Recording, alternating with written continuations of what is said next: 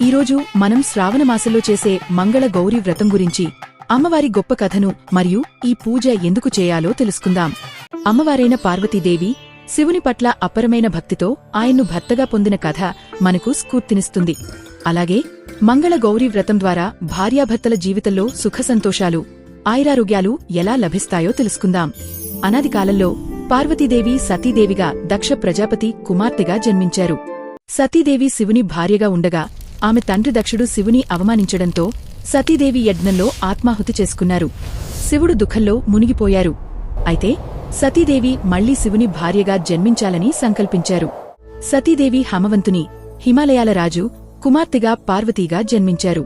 చిన్నతనం నుండే పార్వతీదేవికి శివుడంటే అపరమైన భక్తి. శివుడు తపస్సులో మునిగి ఉండగా ఆయన మనసు గెలవడానికి పార్వతీదేవి కఠిన తపస్సు చేశారు. సంవత్సరాల తరబడి ఆమె ఆహారం లేకుండా కఠిన వాతావరణంలో శివుని ధ్యానం చేశారు.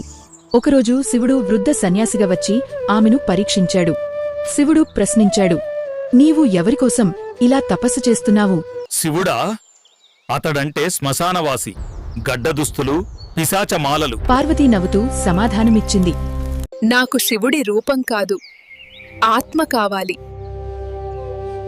అతని సత్యమే నాకు జీవితం. శివుడు ఆమె భక్తితో చాలా మురిసిపోయాడు. ఆ తరువాత శివ పార్వతుల వివాహం గొప్ప ఉత్సవంగా జరిగింది.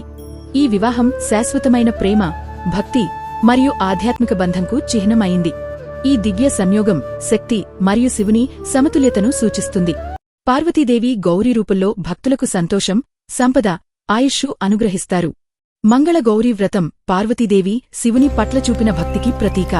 ఈ వ్రతం చేయడం వల్ల భర్తకు దీర్ఘాయుష్షు, ఆరోగ్యం లభిస్తాయి. భార్యాభర్తల మధ్య ప్రేమ, ఐక్యత పెరుగుతాయి. కుజ గ్రహదోషాలు తొలగిపోతాయి. ఇంట్లో సంపద, సంతాన సౌభాగ్యం కలుగుతాయి. పెళ్లికాని ఆడపిల్లలకు మంచి భర్త లభిస్తాడు. మంగళ గౌరీ వ్రతం అమ్మవారి ఆశీస్సులతో మన జీవితంలో సుఖశాంతులు తెస్తుంది. పార్వతీదేవి శివుని పట్ల చూపిన భక్తి మనకు స్ఫూర్తి. ఈ వ్రతాన్ని భక్తితో ఆచరించి మీ జీవితంలో ఆనందం, ఆయురారోగ్యాలు పొందండి. వరలక్ష్మి వ్రతం కథతో మరో వీడియోతో కలుద్దాం. మా ఛానల్ను సబ్స్క్రైబ్ చేసి లైక్ చేయడం మర్చిపోకండి.